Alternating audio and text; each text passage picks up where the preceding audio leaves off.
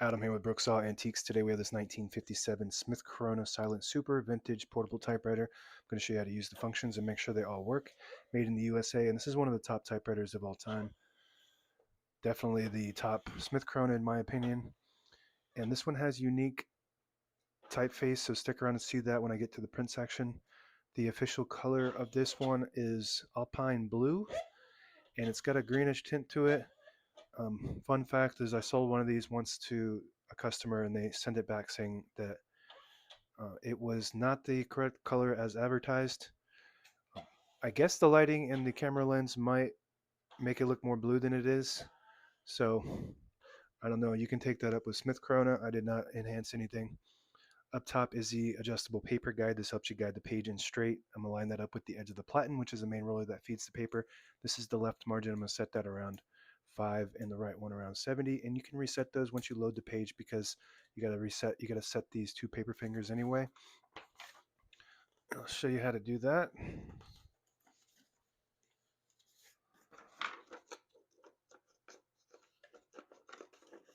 There we go. This is the paper bail that sits on top. It's got 3 adjustable rollers and we have 2 paper fingers, so you have maximum paper support. Hold the page down nice and tight. And if you load the page a little bit crooked, you could use the paper release. Flip that forward and then straighten that out like that. Flip it back and you have a straight page. And so if you get too close to those paper fingers, you got to reset the margins because the vibrator will get stuck on them and have some errors on those first few characters or the last few. That looks good.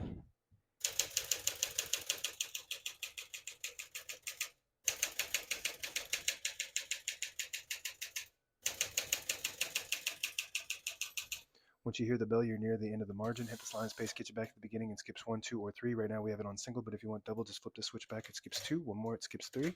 We're going to keep that on single for now and finish typing.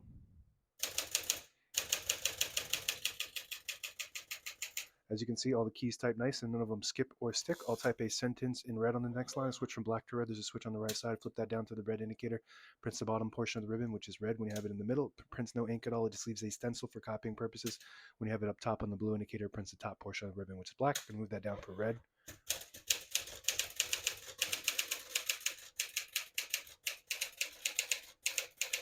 Beautiful. Super reliable, smooth, easy to type on, fun to type on. This is a fan favorite machine. You got to have one of these in your collection if you are a collector. So this has italic pica, prints 10 characters per inch. Very rare. I've only had one other italic machine and I've been doing this for 7 years every day.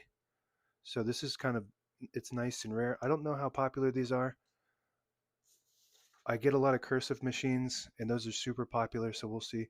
To pull the page out easier, we're going to use that paper release. Flip it forward, unlocks the rollers underneath the platen, allowing you to pull the page out easier, load thicker paper like carbon copy or cardstock, or straighten the page like we did in the beginning. Make sure you flip that back before you load the next page or else it won't load correctly. Going to flip this down for now and put the color back on black. Shift on each side and a shift lock on the left. To clear that, just hit the shift button again. Backspace on the left side of the keyboard. Very good. Tab on the right, and this has the fast action tab set and clear versus the Smith Corona Silent.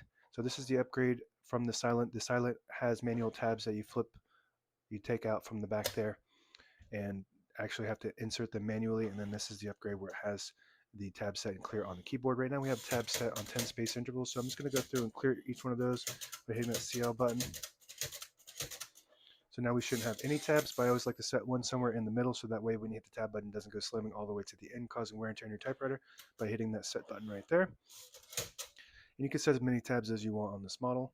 Below that is the MR, stands for margin release. When you get to the end of the margin, there's a mechanism that blocks you from printing. Hit that MR button, does allow you to type past it all the way to the end or until you get stuck on that paper finger. Open the hood, all the brand new ribbons loaded on the left, so it's pulling clockwise to the right. It's actually swapped to this side for whatever reason. It might have got to the end. I'm not sure why it swapped, but you can manually swap it by pushing down this lever above the backspace and it'll pull to the right. Push it up, it'll pull to the left.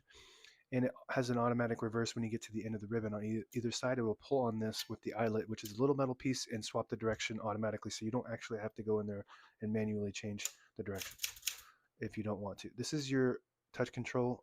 It's got an L and it goes up to H with numbers in between. The higher you go, the more tension there is when you hit the keys. You do have to hit the keys harder for them to print, but they respond faster the lower you go, the less tension. So you just want to play with that to gauge what your preferences as far as touch control goes. Carriage release on both sides. It has this really nice metal ones versus the newer ones that are hard plastic and break off all the time. And this is actually a 3D printed knob. The knob that I originally got was broken off, so I designed and 3D printed these a long time ago. Have them available in my shop if you need one. And I also have the carriage release levers on the newer models that have the plastic ones that break off all the time. This does have a carriage lock in the front here. You flip it up, it releases the carriage and locks it in the middle. To unlock it, just move the carriage slightly to the right. Here's a carriage release on the left side, super smooth carriage glide. And this is an original knob. It's got a beige color, just like the 3D printed one. The 3D printed one just looks a little bit newer. So sometimes it's better to replace both of them, just get the matching set. But I always like to keep originals on as much as I can because people do appreciate original parts.